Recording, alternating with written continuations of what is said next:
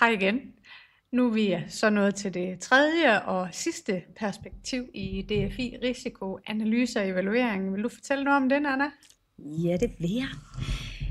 Det er nemlig rigtigt, det er det sidste, eller er det det? Fordi vi springer jo frem og tilbage hele tiden. Vi kan genbesøge håndteringen, vi kan også komme i kontakt med noget strategi indimellem, men det er i hvert fald ret vigtigt at kunne analysere det, man står i, for at lykkes med at vælge noget, der virker. Og hvis man skal gøre det her ret simpelt, så er det jo det handler om. Det handler om at virke noget, hvor man kan bevare både borgers værdighed og sin egen værdighed ind i en kompleks og spændingsfyldt situation, hvor der så er en risiko for, at enten borger eller medarbejder kan komme til skade. Enten mentalt eller fysisk. Ja. Så når man analyserer noget, så handler det jo ofte om at dissociere. Altså man skal have trukket sig selv ud af det. Associering handler jo om, at man kan mærke alt det, der sker i sammenhængen. Men hvis jeg både skal stå og mærke og være fyldt med følelser, nej, og der kommer jeg i kontakt med et traume, og alt det kommer op, og jeg skal også tage mig det der, nej, jeg bliver utryg, og jeg har gåsehud på armene, og jeg er sådan meget bevidst sanseligt. Det er jo associeret. Derfra er det rigtig vanskeligt at lave en analyse af, hvad virker, og hvad virker ikke. Noget af det, der er vigtigt i en analyse, det er jo noget af det med at lede efter tegn. Er der tegn på effekt her, eller ikke? Det skal jeg jo nå at systematisere op i mit hoved, og så skal jeg nå at vurdere så, og det er jo en vurdering, eller satse på i hvert fald. Det ser ud til, at, lad os sige, at LA virker bedst her. Det kunne også være, at det var noget andet. Det kunne være noget neuropædagogik. Det ser ud til, at det er bedst, jeg gør det og det, eller det kan være noget helt andet for den sags skyld. Det kommer an på, hvilken borger vi har med at gøre. Men det her med at have en analyse, og så en strategi, altså så skal man jo også kunne evaluere den strategi, man så har lavet. Jamen virkede det ikke? Og det her, det er jo et splitsekund. Mange vil jo sige, at det gør vi da bagefter. Men det gør vi faktisk ikke. Og nogle gange ryger vi i et metaperspektiv, som jo læner sig lidt op af dissocieringen. Og nogle gange, så er vi faktisk helt ude i meta. Altså hvad er det, der gør, at jeg analyserer mig frem til det der, når jeg står her? Så man kigger på sin egen jagttager i og for sig. Og jeg vil sige, at de medarbejdere, jeg har arbejdet med, som har mange års erfaring, de kan noget af det her. Og det er derfor, de bliver så vanvittigt fleksible i forhold til at omstille sig.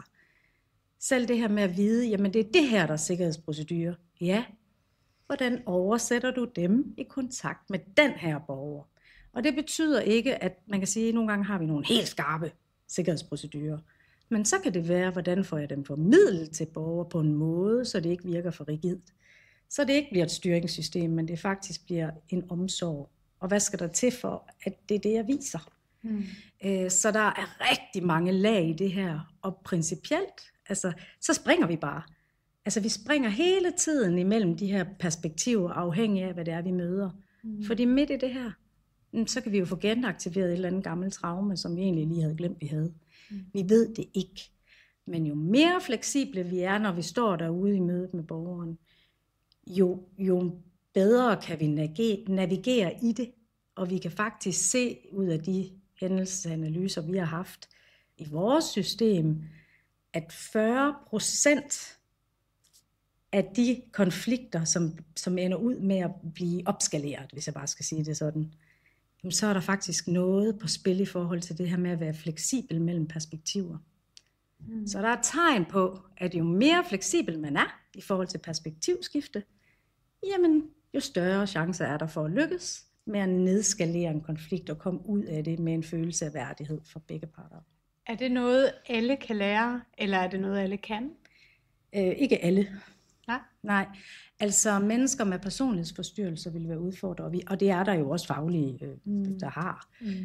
Fordi der er det vanskeligere, det her med at skifte et perspektiv bevidst.